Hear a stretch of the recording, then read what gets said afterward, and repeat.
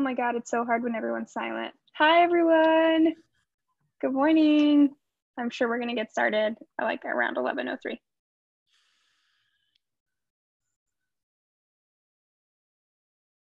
Sounds good. Good morning.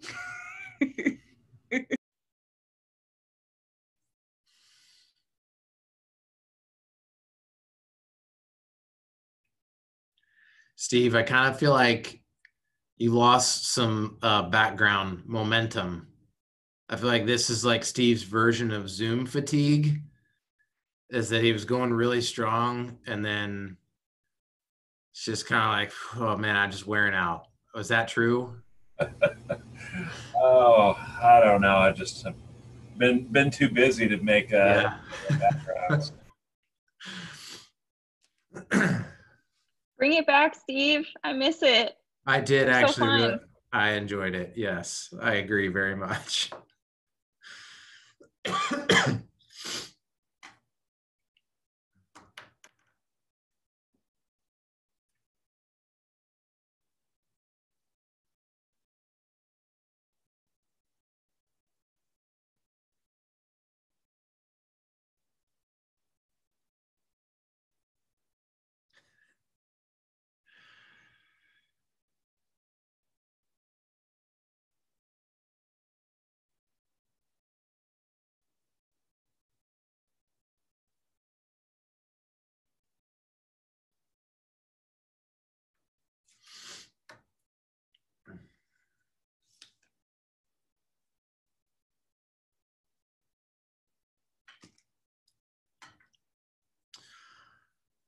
Well, morning, everybody. Thanks for joining our now weekly brokerage call. I've really enjoyed doing these, and it's funny, Natalie. Good question. I was actually just getting ready to comment on this. Yes, the goal is to do a 45-minute call each Wednesday, and to keep that going. And the rhythm I think we're going to get into is that if there is content from one of these that is like vital to agents knowing, we'll communicate it in a number of ways. And as I think we get maybe back to a little bit more normal of a rhythm, where we're doing more in-person stuff, we might cut this down so that it's not every week. But for now, we are thinking a 45-minute call on Wednesdays at 11. If there's ever something that you think, boy, it'd be great to hit on this in some sort of conversational setting, like a Zoom call, let us know. We would definitely add something to the agenda. We've got a couple things for today, but would always welcome either prior or in the moment chat or unmute yourself to say, hey, it'd be great to talk about this. So kind of a replacement for the in-person stuff. I'm going to jump in and highlight a couple things, kind of just announcement stuff, updates on something we talked about last week, and then hopefully spend some time talking about the policy on clear cooperation. It's been a popular topic for Jess and I in conversation with agents this week. Obviously, our Facebook page has had some conversation, so we'll try to make that clear. I do appreciate several of you making the joke that the policy should not have clear in the title, and I tend to agree. So we'll spend some time on that. Real quick, though, before we get to that, you may have noticed you got an email from Rosie in the last 24 hours and on our company Facebook page, and then now on several of our personal pages. We got a lot of great suggestions on organizations to partner with. We talked about the MLK Center last week. And so we now have an official fundraising drive running with them. Goal is $10,000. I think we're already, even just as of this morning, at about $400, which is great. So we welcome and encourage your participation in that through donating. Maybe it's something where you could incorporate that if you want to. I know a lot of agents already incorporate donations to community organizations as a part of their business, which I think is a fantastic idea. And so I don't mean to encourage someone to stop giving to an organization they like and start giving to MLK Center. But if you're looking for an organization, maybe this would be a way to connect to that. We'd also welcome you to share that on your personal social media channels to invite other people to contribute. So we're excited about that. The goal there is to run that for a couple weeks. I'm pretty optimistic about the ability to get to $10,000. That's our goal. That felt like a significant number for them to be able to just kind of have this new chunk of money that would help them grow programming. Second thing, follow up from last week, and you'll get this in email and Facebook from Rosie. Mark your calendar for June 19th, 9 a.m. to 11:30 a.m. Downtown Indy is coordinating 3 cleanups of downtown that will be 100 people each. So there are actually only 300 total spots. So what we did as a brokerage is we kind of blocked out 25 of the 100 spots for that particular cleanup. So this is like one of 3 concerted efforts that Downtown Indy is doing.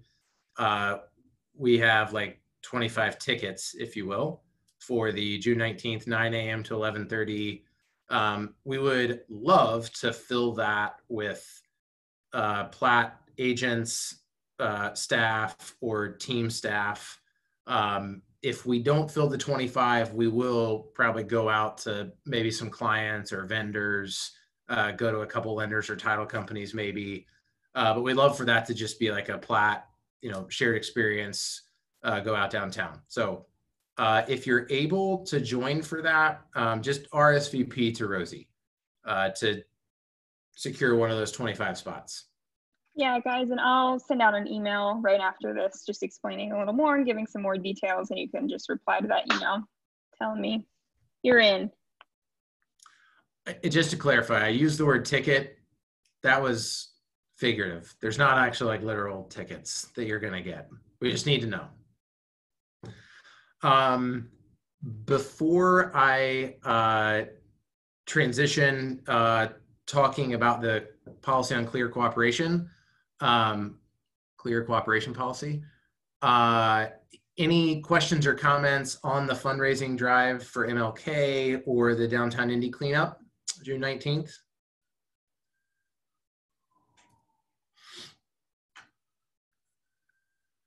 Okay, cool. If you think of something, throw it into the chat and I will make sure we come back to that. So I do think so it's a National Association of Realtors policy that was voted on last fall.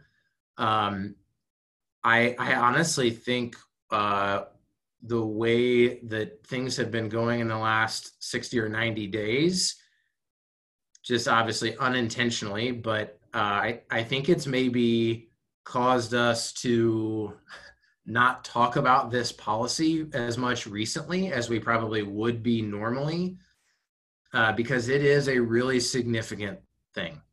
So many of you remember that we talked quite a bit about it late last year, for those that were here, and it's now in effect. So it's here. It is certainly not above critique. I think a lot of the things that people are now experiencing about the policy and realizing like, oh, well, I think that's silly or that doesn't make any sense to me, I agree with. But for right now, we have very limited ability to change the policy. If I'm honest, I think that over the course of this year, this policy is going to change. I don't know if the National Association is going to vote an amendment to the policy. If they do, it would likely be in November, which is when the national conference is. So I'm not really commenting on whether I think NAR is going to change this policy. MIBOR does have a decent amount of discretion in terms of how we as a board apply the policy here locally. And so there are boards that are applying this policy in different ways from the way that my board is doing it. And I think we will probably make some changes as a board once we observe, like, is this realistic? Is it enforceable? How can we tweak it? So I think feedback is great. My encouragement would be if you can direct feedback to me and Jess, we would love that. But you guys know I love you, right? So in the context of I love you, I probably don't need to hear feedback that is along the lines of, this is a stupid policy. What I would love to hear is, I've thought about this and I could envision our industry tweaking this policy in this way. The enforcement of the policy, or like, hey, I'm seeing a lot of loophole activity. I'm going to come back to what I think the primary loophole is going to be on this, but just kind of like very specific. Here's what I see happening that doesn't feel like it's helpful. Here's what could be done to change that. That's hard, but I'm hoping that we can improve this policy as we go. So a couple points of clarification from the Facebook conversation yesterday.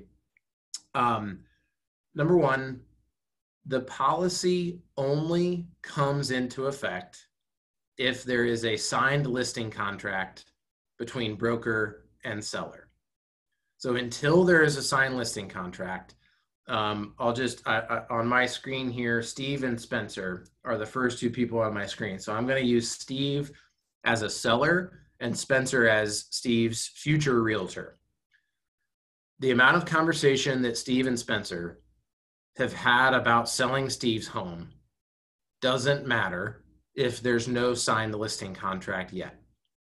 The policy just simply does not take into consideration their relationship until there's a signed listing contract. So both of them can communicate about the house, social media, email blast, whatever. Both of them can communicate about the house prior to the signed listing contract. Okay. Point of clarification there, Spencer, as a realtor, does have some limitations on the way in which he could market a property if he doesn't have a signed listing contract. Y'all understand what I mean by that? So for example, Spencer can't put a property into the MLS, PLC, sorry, if he doesn't have a signed listing contract. Spencer can't drop a for sale sign and leave it indefinitely in a yard if he doesn't have a signed listing contract. So he can't represent to the public that he has a signed listing contract without having one, but he can say things like posting on a agent networking page on Facebook. Hey, a client of mine is going to be selling a 3-bed home in Broad Ripple next month. If anybody has some buyers, let me know. If there's no, and guys, I admit, I don't like this, but I am saying that's okay to do if he doesn't have a signed listing contract.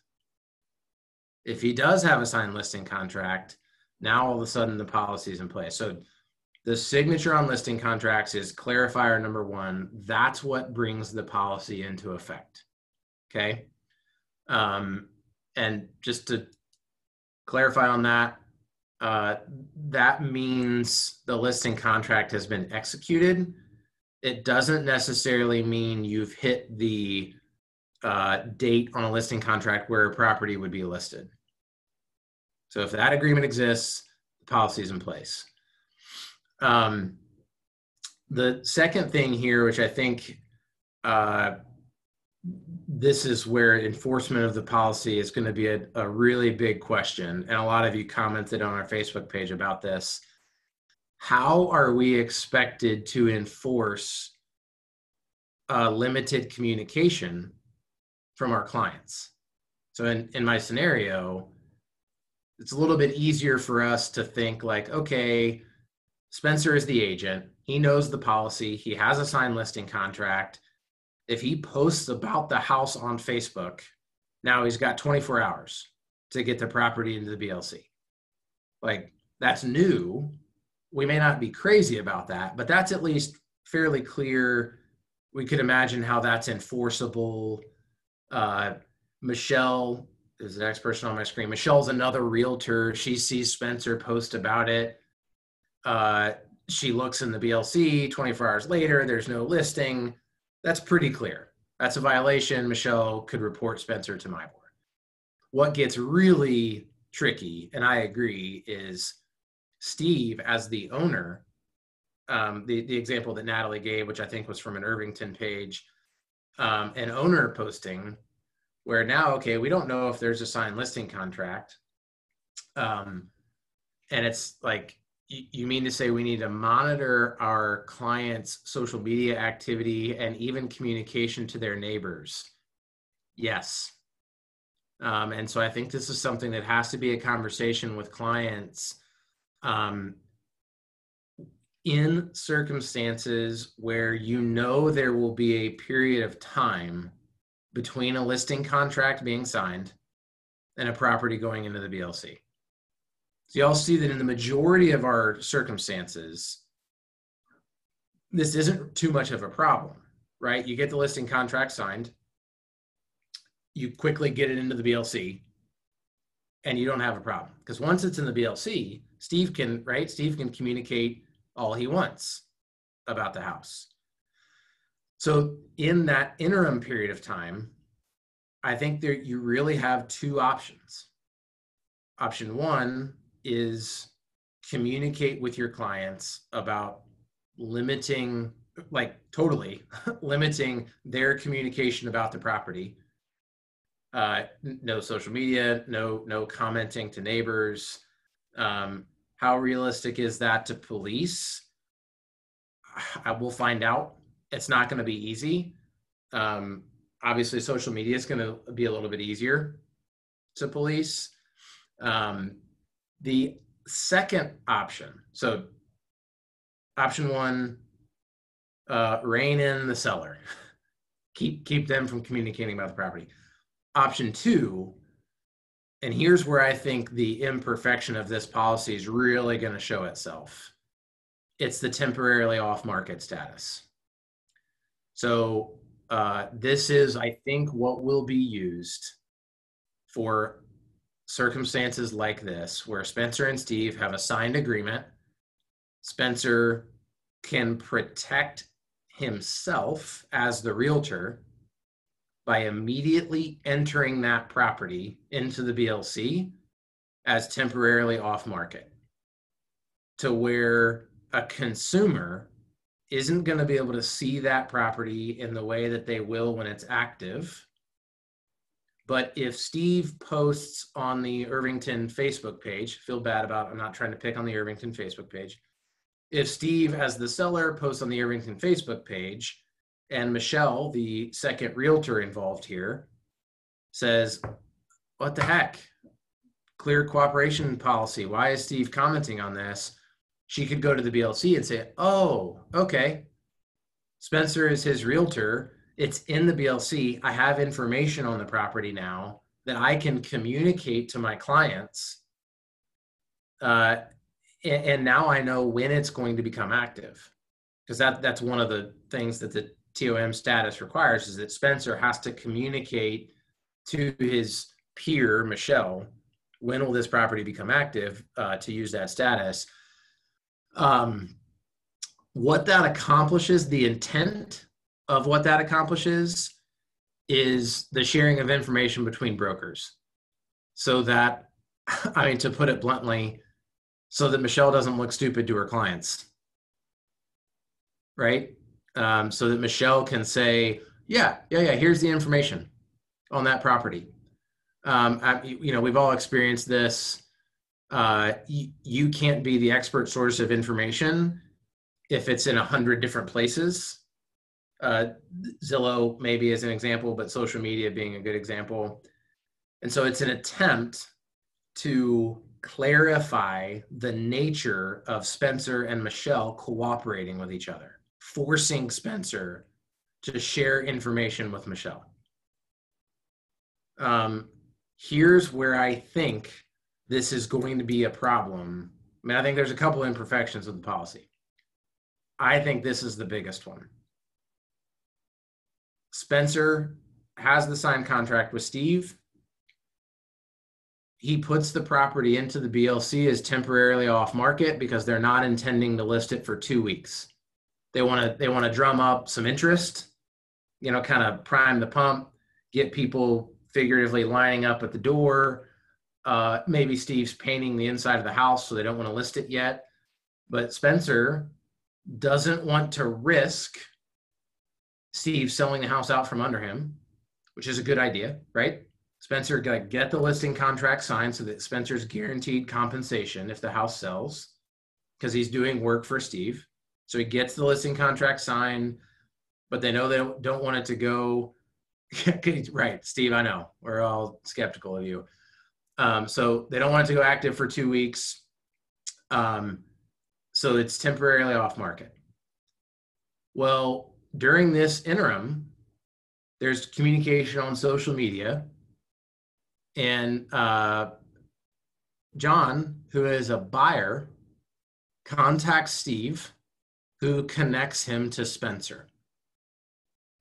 In the BLC, Michelle, who is another agent, has seen that the property is not available to show for another 10 days. So Michelle's communicated to her clients, this property is going to go active in 10 days. I can show it to you next Thursday or whatever, right? John is a buyer who contacts Spencer. Hey, Spencer, Steve said you were representing him on the sale of his house and that it isn't listed yet, but I'd really love to get in there and see it. I'm actually going on vacation in 8 days, so I'm not going to be available. I need to get in there and see it. What does Spencer do? You see the tension that causes? Now, Spencer, it is very clear. In that case, Spencer could not show the property without changing the status. If it's temporarily off market, Spencer cannot show it. It doesn't matter if the buyer's his. But what prevents Spencer from immediately changing the status so that he can show the property to John?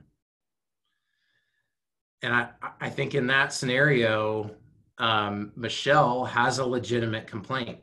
Y'all see that? That the use of temporarily off market could allow for the same activity that we've seen for years and have been frustrated by, which is like angling for the me and me, which we all know Spencer will totally do. Right, Spencer? I doubt Spencer's ever even had a me and me, let alone angled for one. I'm teasing, but I think this is going to happen. I really do. I think, unfortunately, when you are representing a buyer who has interest in a property that is temporarily off market, for some period of time, you're going to have to really stay on top of that property's status. Y'all see what I mean by this? Like this is going to happen to one of you. Michelle says later on, 6 days later, she goes to schedule a showing for that next Thursday date, opens the BLC and sees the property's pending. And she says, what the hell? This wasn't supposed to be active for 10 days. And guys, that technically, if Spencer set the property as active before he showed it to John, I think he is skirting the intent of the rule, but I don't think he's violating the policy. So that's where I think this gets pretty frustrating. Now, when we are on the listing side and you're using temporarily off market, I'm going to ask you to hold yourself to a high standard here. As a listing agent, if you change the status of a temporarily off market before your original listing indicated you were going to. So in this scenario, Spencer's saying it's going to be active in 10 days. If anything changes that, I think best practice here is he needs to communicate that to Michelle. And like anyone that has reached out to him about the property, he should know.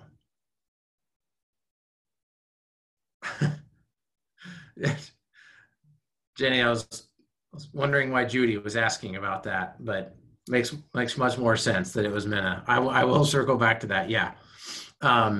So I'm going to say, as a brokerage, I want to put a heavier burden on us for communication.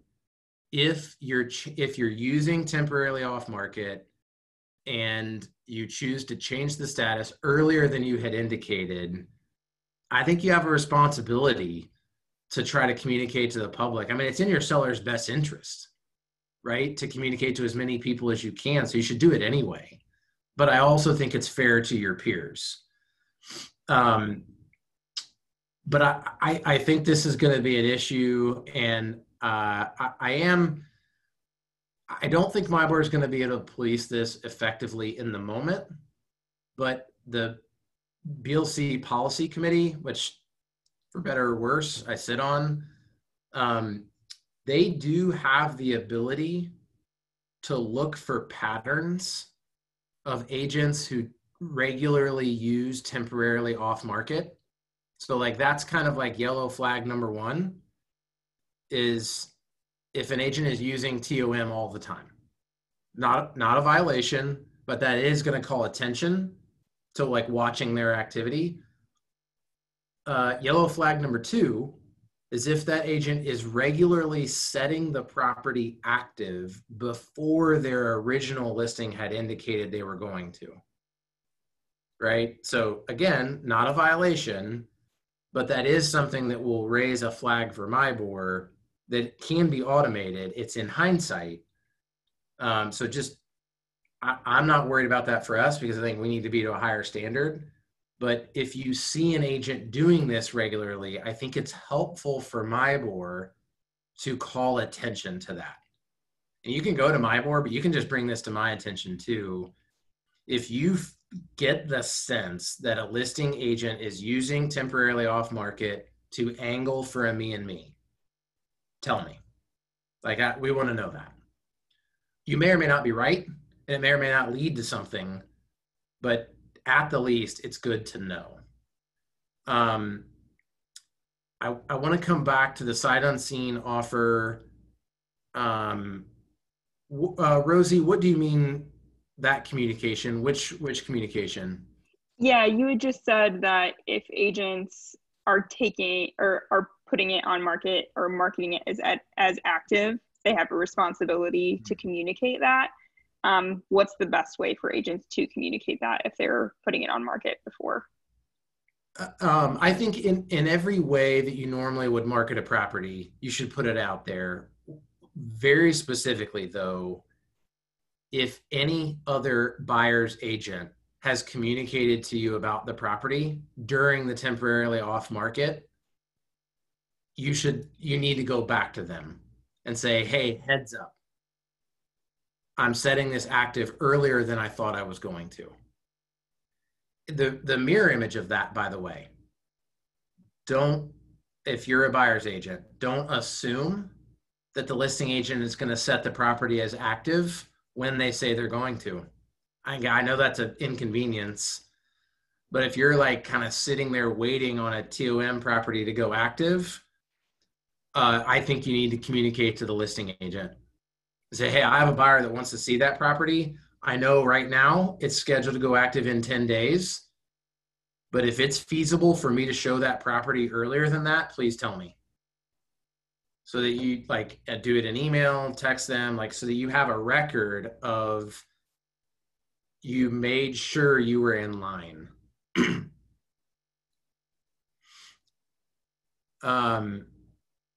There's a lot of different scenarios there.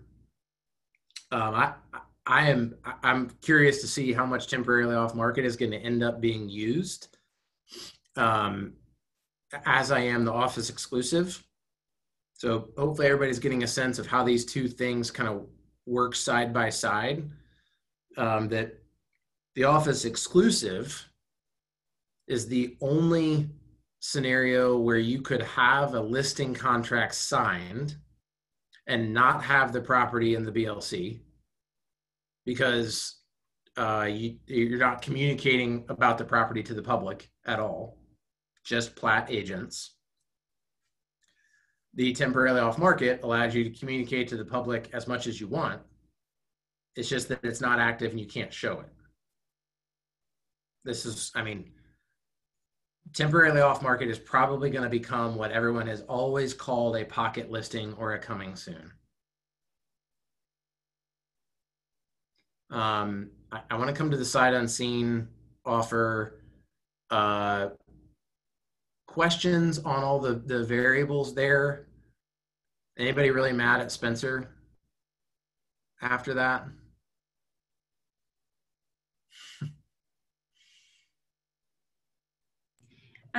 So I was thinking, in terms of, you know, how this policy might grow, I'm wondering if you see that there might be a need for, you know, when agents move a listing from temporarily off market to active before the original date. I don't know. To me, it seems like there should be something in place that makes it like they can't just like click a button and like, now I've decided this, but maybe letting my board know or having some official way to say, you know, I'm doing this early and here's why. Like, I don't think it should be just like flip a switch. Like, there seems like there needs to be some sort of step there. I don't know. Do you see what I'm saying? I do. Yeah. I mean, I think that's going to be an interesting question as this goes on. So do keep in mind that if anyone has a like a gateway search set up, the status change is going to cause the property to hit that buyer's gateway search. So there is like that automated mass communication that if Spencer changes the property to go from TOM to active, and Michelle as a realtor had her gateway search set up for her buyer's going to get that email the next morning saying, hey, there's a new listing that matches your search. So that I think should accomplish a lot of it. I think there's going to be a lot of questions about temporarily off market because it's going to be abused. Mm-hmm.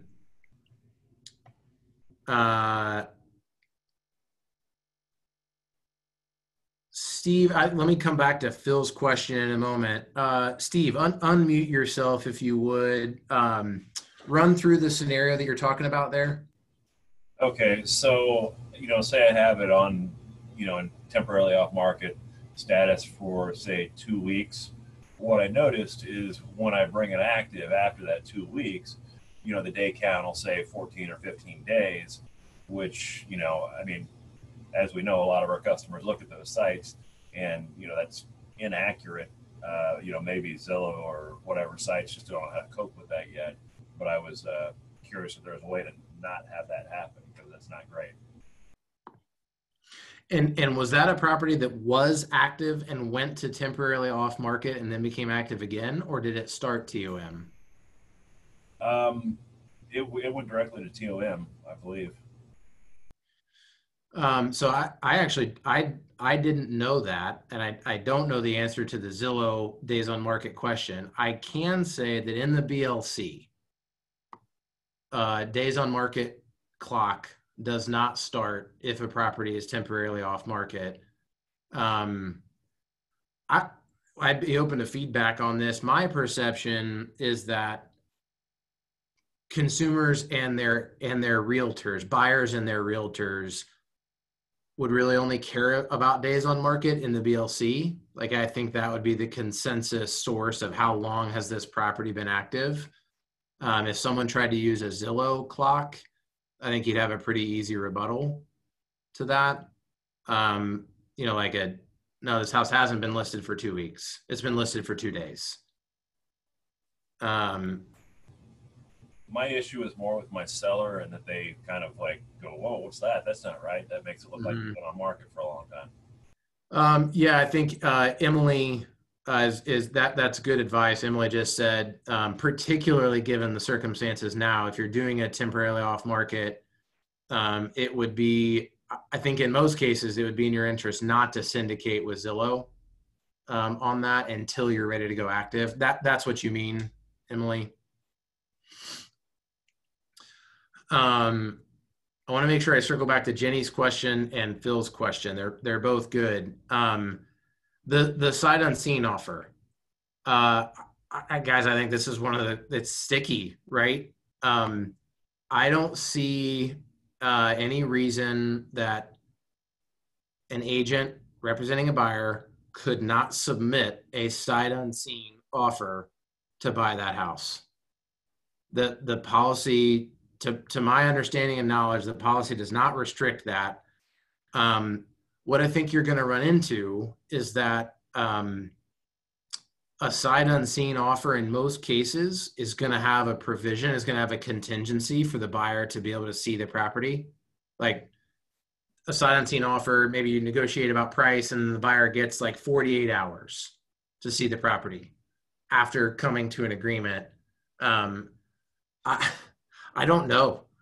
I don't know how the policy comes into play where you haven't made the property available for someone else to show it.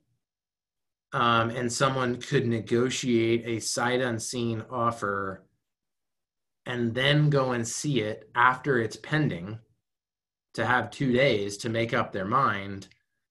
That doesn't strike me as fair. And I don't know the answer to that question.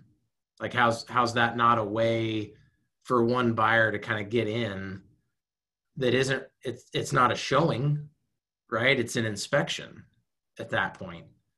So I don't know. That's a good question. I will see what I can find out about that. Phil, the answer to your question, I'm looking this up because I don't want to speak.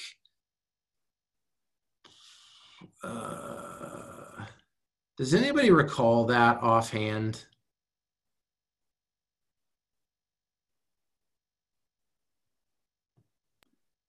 Hang on.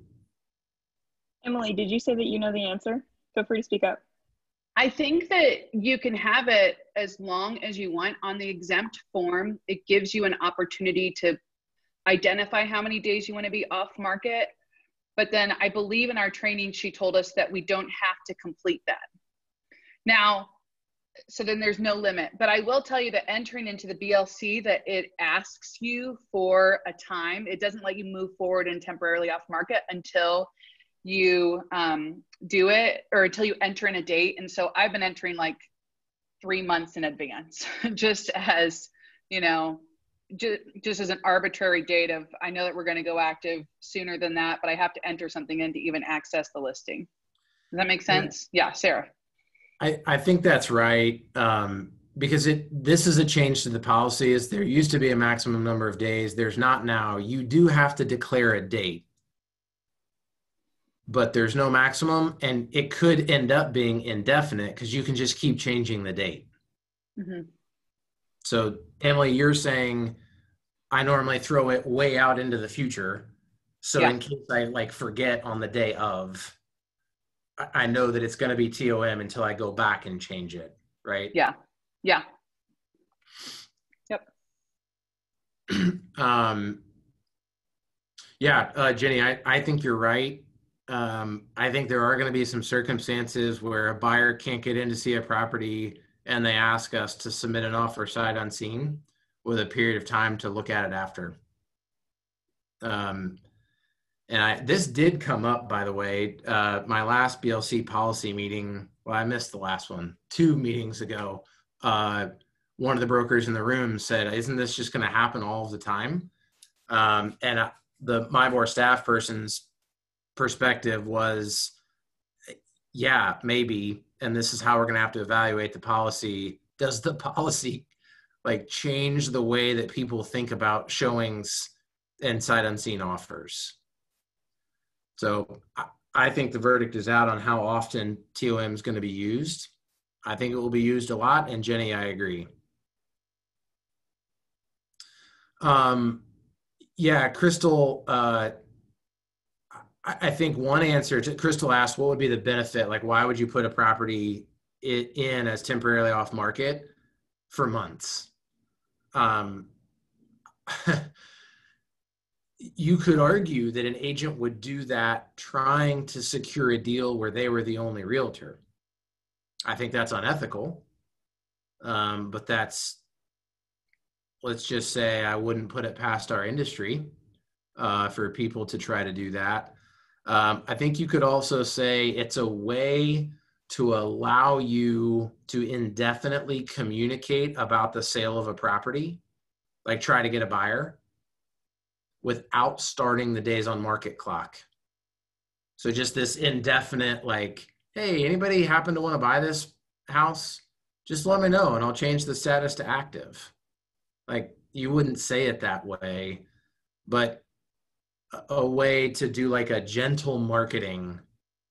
So it's not totally out there as active. No one's showing the property, but if it's like a super unique, high price, my seller doesn't want to jack with much, but to throw kind of like a test balloon out there to see if there's a buyer that expresses some interest, this is a way to do that.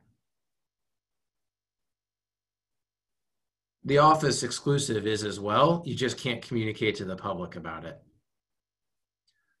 I think the circumstances are pretty rare where it would be the right thing to do. But I think there's at least a hypothetical where you could say like that this is what lines up to the seller's desire.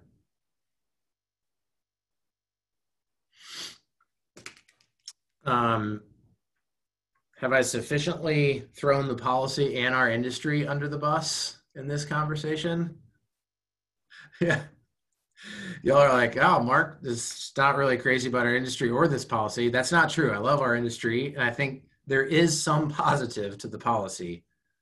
Rosie's skeptical about me saying I love her. I love what we do. How's that? I don't love our industry. Yeah.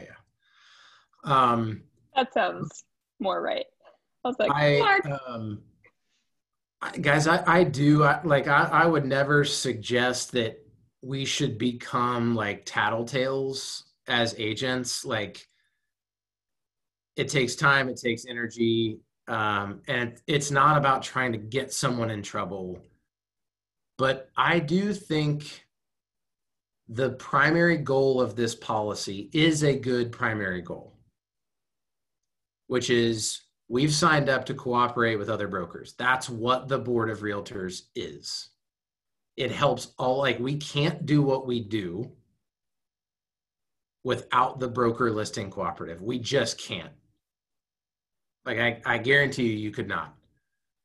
And so because I believe that, I think this is important for us to kind of help MIBOR enforce it. So this isn't like, oh, I'm angry at so-and-so because they're getting a leg up. I mean, maybe you are angry at them and maybe they are getting a leg up, but I don't think you need that as the motivation to try to help to police this. I think it's just a raise the bar in the industry motivation. Like, hey, if this is our policy and we're going to try to raise the bar as a brokerage, I think it helps our industry to call attention to activity that you think. So if you see social media communication about a house that's not in the BLC, that's red flag one. Or if you see an agent using temporarily off market as an angle to get a me and me. I think those are the two most common that you're going to see it. Talk to Jess, talk to me, talk to MIBOR. I think that's the only way that this has a chance of working and improving. Like, the more that we hear about those things, I think the more leverage MIBOR has to tweak the policy. I have a question. It's kind of long. Can you hear me? Yeah. Okay. So some of the transactions I'm doing the next 12 months include properties that are going to be rehabbed. So I just want to make sure I'm thinking of this correctly. I assumed before with our old cooperation policy that I couldn't post on social media like, hey, we bought this house, here's the progress. But am I correct in what I'm hearing now with this new policy that if we buy a property, we can shift it to temporarily off market with the timeline the contractor thinks it'll be done by, and can proactively market it through social media, show before and afters, all that stuff, and make it clear that this is the date when we think it'll go live. And if that changes, keep communicating that. Yeah. Am I saying that correctly, that that's a new benefit that? And when you say we bought the property, you mean you are actually a seller. You have an interest in the property. That's the circumstance you're talking about? I'm the seller and the listing agent. Yeah. So I'm glad you asked this, Phil. Thank you. My personal team does a lot of this because I think 4 of the 7 realtors on my team do flipping or new construction themselves, including me. So this came up in one of my team meetings, and I asked specifically about this. Here's where y'all are going to shake your head at this. Nothing requires you to sign a listing contract with yourself. So Phil, the policy does not necessarily have to apply to you because you as a licensed broker don't have to sign a listing contract with yourself, meaning you don't have to use temporarily off market. If you're building a house, don't sign a listing contract with yourself and market the property as a, like, hey, this project is happening. What you are required to do is disclose to any potential buyers that you have a real estate license. So yes, you have to disclose that you're a realtor, but if a realtor owns their own residence, they are not obligated to list that property through the broker listing cooperative. Yeah, Stephanie asked, what if you're only one of the owners of the property? Like you have an interest, but it's not 100% interest. It's the same thing. You are not required to sign a listing contract to market that. You would be exposed to the same risk as in any other case where you're communicating about a property without a listing contract. Nobody technically owes you money if the house sells. So that's why you would want to have the listing contract. But Phil, you're right. You can sign a listing contract with yourself and use the TOM status, or just not sign the listing contract and communicate about the project as it's being renovated or built.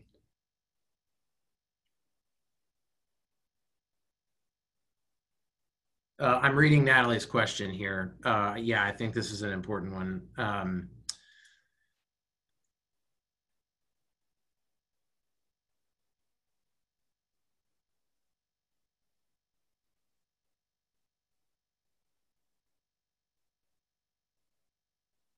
Yeah, Natalie, you're right. It is confusing because there's 2 different timelines.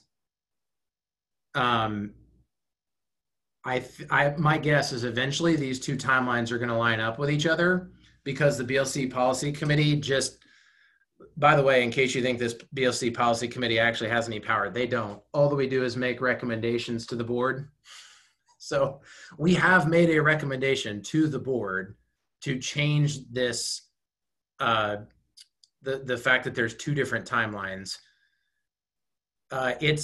Natalie, the answer to your question is that it's 24 hours.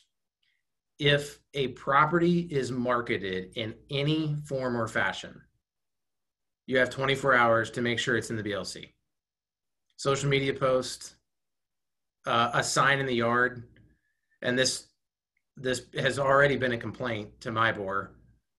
So many people aren't really in control of exactly when the sign is installed. And so this is why 24 hours feels pretty restrictive, but yeah, If a property is marketed in any way to the public, you have 24 hours to get it in the BLC. I'm hopeful that the two different timelines will change. And I'm with you on your dislike for the listing matrix guide. Well, how about I say this? It needs to improve. We're 5 minutes over. I want to respect everybody's time. This is a learning curve for all of us. At the very least, I want to try to get more information and report back on the one question that we kind of have out there about the sight unseen offers. So I'll see what I can find out about that.